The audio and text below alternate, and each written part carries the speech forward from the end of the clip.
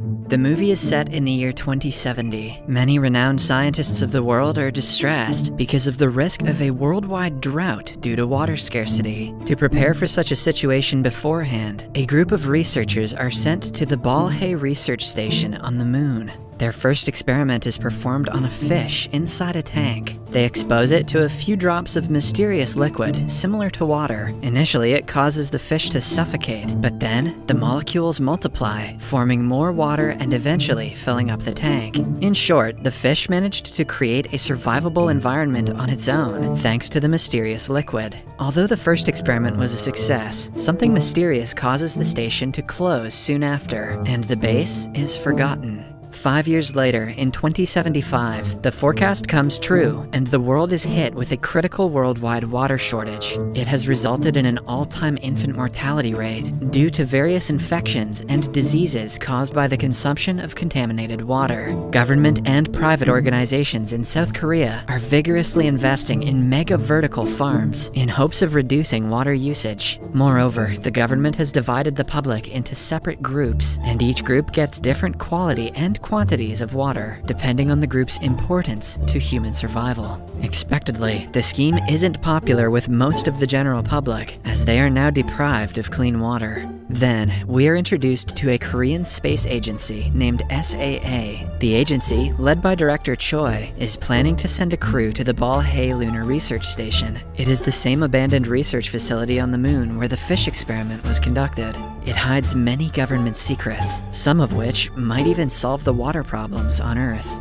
The crew consists of 9 members, all led by Captain Han, a soldier for the space agency. The mission is especially dangerous because in the last research, 117 crew members died in the base. They are told that the deaths were caused due to a radiation leak, but Dr. Song doesn't want to believe it. For the mission, Choi has roped in Dr. Song, an astrobiologist. She initially turned down the mission, but later changed her mind for the sake of finding out the truth about her late sister, who also lost her life in the Balhae accident 5 years ago. As a reward, Dr. Song is given a lifetime gold membership, which gives her unlimited access to safe and clean drinking water. Director Choi briefs the crew about the mission. It turns out that they have to retrieve at least 1 capsule of a research sample from the station on the moon. However, the information on what the samples consist of is supposedly lost and unknown. All they know is that the samples must be kept at a regulated low temperature range. Dr. Song suspects that the SAA is purposely withholding information about the parcel's content, but still decides to go on the mission.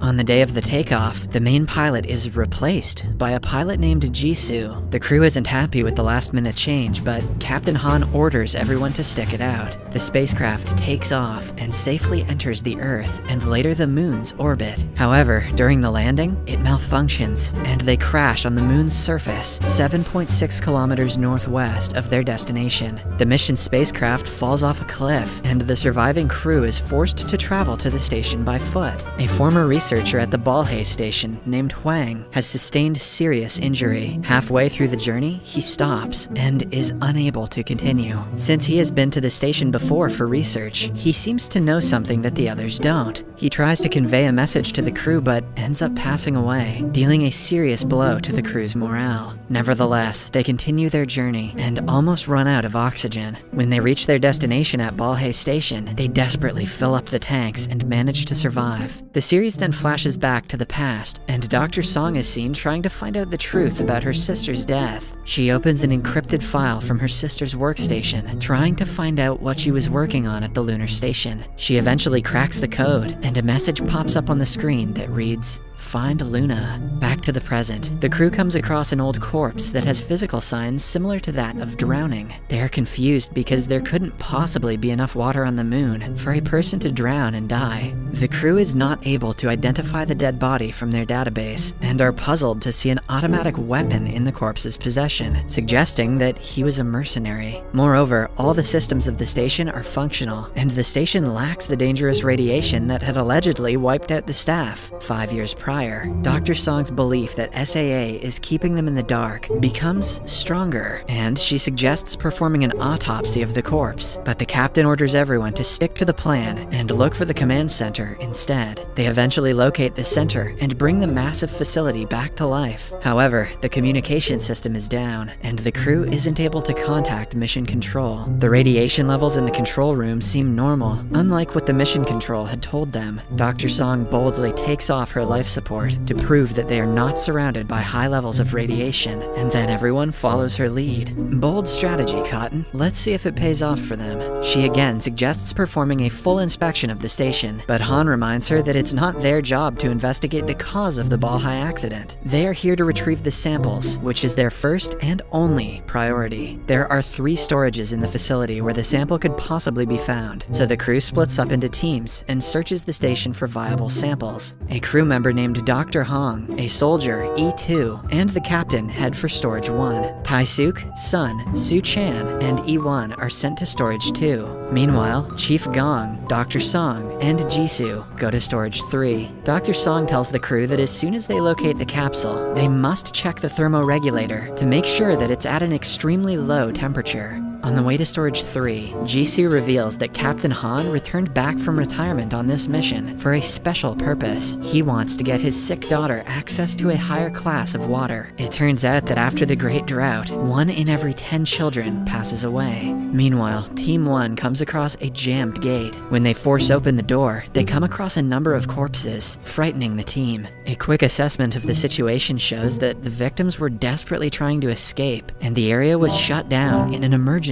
right after the accident. The situation is contrary to the government report, which stated that the victims died way before the shutdown. Dr. Song observes the bodies remotely from her wrist computer and comments on their characteristics of drowned bodies. She insists on checking the infirmary to access their medical records, and Han rudely turns her down, telling her to take her mind off of her personal curiosity. The first and second group eventually reach their respective destinations, but the visible capsules are empty or missing, and the storage units look as if someone already raided the place for the samples. In the meantime, Team 3 detects a foreign presence moving around the station. When the head of security, Gong, goes around to inspect, Jisoo tells Dr. Song that he knows about her late sister and empathizes with her. He also reveals that if she wishes to check the infirmary to get to the bottom of the truth, he would cover for her. After a brief pause, Dr. Song decides to utilize the opportunity. Somewhere else, crew member Su-chan of Team 2 sees a corpse with a capsule in his hands.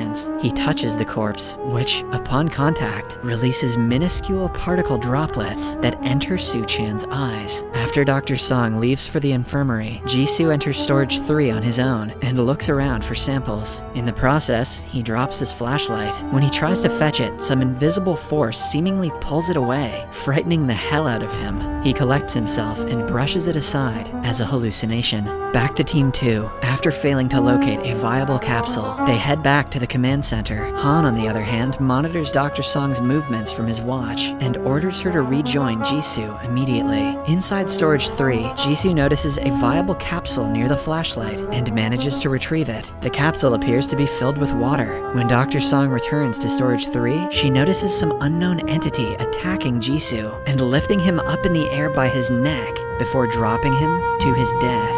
Dr. Song also notices the entity taking the capsule away before disappearing. Soon, others arrive and learn about the incident. As expected, they find it hard to believe Dr. Song's account, but a quick analysis of Jisoo's body reveals a fractured skull, ankle, and arm, which couldn't have possibly resulted from a fall. Han orders everyone to return to the command center before going through Dr. Song's body camera with Gong. It turns out the intruder escaped through the ventilation system. Since the intruder realized the value of the sample and hence took it away, Song theorizes that the intruder is a human. Back at the command center, team member Tai-suk tries to establish contact with mission control, and after failing to succeed, he hypothesizes that there might be a problem with the radio tower outside. Suddenly, Su-chan starts shaking violently and expels unnatural amounts of water. Dr. Hong orders everyone to step back and put on their hazmat suits. Han, Gong, and Song also learn about the situation and rush back to the command command center. Dr. Hong tries her best to save Su-chan, but he eventually dies from drowning symptoms, much like the corpses littering the station. Dr. Hong tells Han that they must quarantine Su-chan's body until they determine the exact cause of death. She proposes moving him to the main lab infirmary and performing an autopsy right away. Chief Gong is shaken by his brother's death, and Han attempts to comfort him. Han also finally gives Song permission to go through the medical records of the Balhae crew who lost their lives in the accident.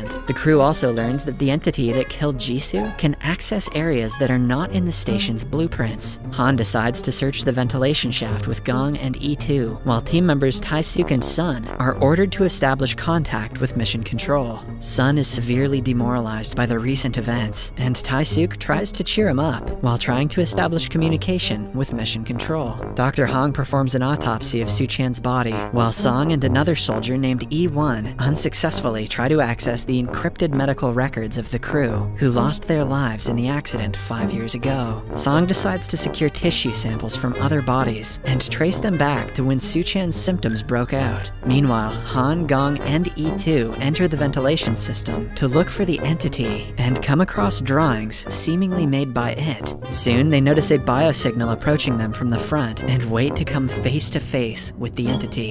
However, it passes them by. As Song collects tissue samples from the dead bodies, E1 wonders if he also got infected since he came in contact with Su-chan. Suddenly, Dr. Hong calls Song back to the infirmary, and the latter asks E1 to take care of the samples for her before heading back. On her way, she suddenly stops before the data storage chamber of the station. After a brief pause, she rejoins E1 to collect more samples. Afterward, they return back to the infirmary, and Dr. Hong reveals that Su-chan drowned to death, and the water rose up from the inside. Song goes through the samples collected from other bodies, but fails to locate anything unusual. Han and the others continue to follow the entity's biosignal, which leads them to a gate that requires level 1 access. Left with no choice, Han and his team return to the command center. There, Tae-suk informs him that there's a problem with the digital unit connected to the communications tower, and someone needs to go outside to switch the equipment, while another edits the protocol inside and reboots the system. Without blinking, Han volunteers to do the job. Back at the infirmary, Dr. Hong shows Song Su-chan's blood sample, which contains an unknown substance. Soon, Han arrives and informs them about the latest development. Before he leaves, Song privately talks to him and expresses amazement at the intruder not attacking her, even when she got really close to it. Maybe the intruder is a synth. Moreover, since it moves by using shafts, and it always manages to escape because it's a step ahead, it seems like the entity is familiar with the internal structure of the facility. Song strongly believes that the entity could be a human survivor from 5 years ago. Even though Han finds it hard to believe, Song tells him that if the government could be wrong about the radiation levels, it could very well be mistaken about survivors too. Han retorts that if it really was a survivor, it wouldn't have stolen the sample and attacked them. As Han heads out to repair the communication system, the movie flashes back to the past. Han is seen walking to the National Medical Center. His daughter is admitted to the hospital, and the doctor tells him that he needs a higher water classification to stop her condition from worsening. If her condition worsens, she could lose her legs forever. Back in the present, Song and Hong analyze the water in Su-chan's blood. It has the solubility and surface tension of water, but different mass and density. Also, it doesn't contain any microorganisms, and hence is similar to distilled water. Meanwhile, Han climbs down the station using a safety harness to fix the communication system. However, out of nowhere, the defunct platform elevator below him becomes operational and shoots above, knocking the safety harness out. Han narrowly saves his life and holds onto a wall until the crew above drops another rope. Unfortunately, the elevator again free falls from the top, and the crew is forced to drop the rope.